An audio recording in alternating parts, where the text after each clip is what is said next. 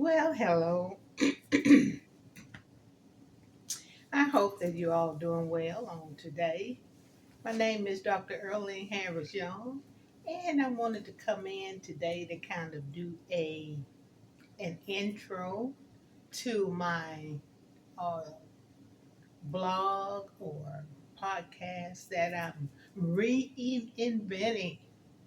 It's okay to reinvent yourself, and it feels good when you make that decision that, hey, I'm going to do this. I don't care what obstacles may lay ahead. I don't care um, what it may, how stressful it may be, or how much anxiety I may experience doing this. But just the thought that you are setting goals. Come on, somebody. Just the thought that you are setting goals and you're pursuing your passion, that's that's rewarding. That's rewarding. So I want to talk about again the talks of my upcoming talk show. Let's talk about it. And I kind of did a preview of subjects that we'll be going over, and I wanted to do interviews with people that had some input or had some experiences that they wanted to share. And let me just remind someone that our lives are living testimonies.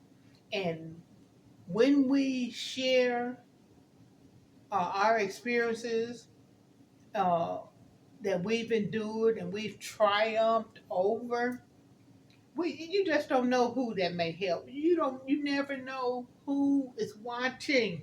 You never know who is listening. So what is this talk show going to entail? Once again, it will vary some. Hey, everyday life is going to entail life, the struggles of life, the strain of life, and the victories. Come on, somebody, the victories of life. And when we talk about and discuss our struggles, our trials, our tribulations, our obstacles, when we discuss these things, that doesn't mean that we haven't let go. That doesn't mean that we've not been set free. That doesn't mean that we're not delivered. That doesn't mean that we haven't forgiven. But what it does mean, it means that I am on my healing journey and I am setting myself free. And I'm sure there are so many of us, men and women alike, that have endured things that you want to talk about. You want to know, yeah, that happened to me. How did you overcome? How did you accomplish your victory? How were you delivered? And I know I'm not the only one. There are so many um, organizations, so many non-profits, so many uh, communities mm, that embrace obstacles that if we haven't been through it, we know somebody that has. Domestic violence and child abuse. Domestic violence and child abuse. And when you approach subjects like these, sometimes some people may be offended because they can't understand, and that's the key word. Can't understand because they never had to go through that, so they don't understand the depth that something like that has embedded in your heart, in your very soul, in your mental well-being. They don't understand why is he or she still talking about that. He or she is still talking about it because that's our way of healing. Don't you know that you can't keep hurt and pain bottled up in you? Don't you know you have to let that stuff go? Don't you know that you are putting a lid on a pressure? And just like when you pressure cooking something, and you okay, let's say if you're canning, if you're into canning, and you're working with a pressure cooker, and if you're not careful, there's a certain technique that you have to use to uncap that lid so that pressure that's encapped in that cooker doesn't blow up and blow your head off. So you can't hold on to that stuff. It's going to manifest in so many different ways. So let's talk about it. I was exposed to domestic violence and child abuse as a child. I was exposed to alcoholism, verbal abuse, uh, dysfunction in the family unit, everything negative that could manifest itself in my family of my mama, my brothers, my father, and my sisters. Every negative connotation that could occur in a family unit occurred in my family. We had a traumatic and a hard childhood. So let's talk about that. Do you believe that approaching and talking about childhood uh, tragedies or anything that's happened to you in the past that was traumatic, do you feel that talking about it helps? Does it help?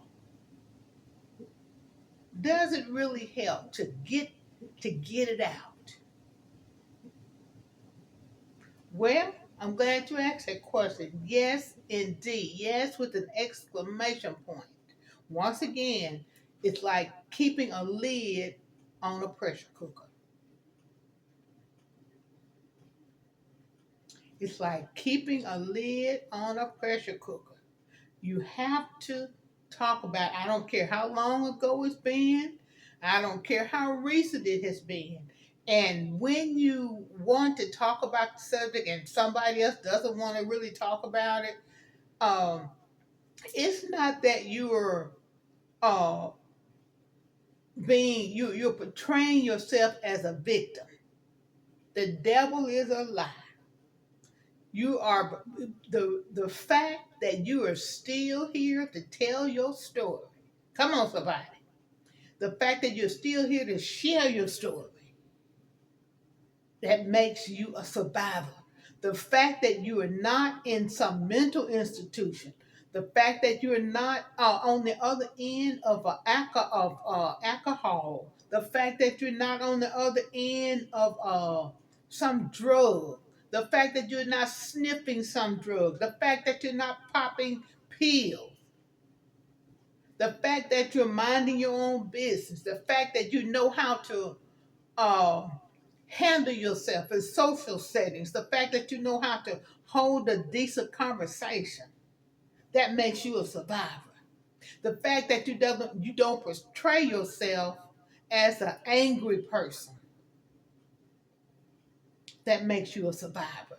Don't let anybody ever tell you, oh, you always trying to play the victim. That's the worst thing that you can say to someone that has endured horrific and traumatic events in their life. So what you hear, you hear what they say, but what you really hear is, oh, it wasn't that big a deal. Get over it. And that will stay with you. Those words will stay with you for the rest of your life. Not to mention if it comes from someone that you love. Oh, you always the victim. What a mean, what a hateful thing to say. Just because you were blessed to not have to endure such traumatic experiences. Thank God. I thank God that you weren't. I thank God that you are not sharing the experiences that I'm sharing. I thank God. I wouldn't wish this on anybody. But the fact that you're able to sit and talk about it, that's a blessing. And not only is that a blessing, the fact that you're able to sit and talk about it, the fact that you're still here, the fact that it didn't kill you, and the fact that they didn't kill you. It's a miracle, and you're still here. So this is just a preview. I just wanted to do a preview and an introduction to my upcoming podcast and upcoming Let's Talk About It talk show.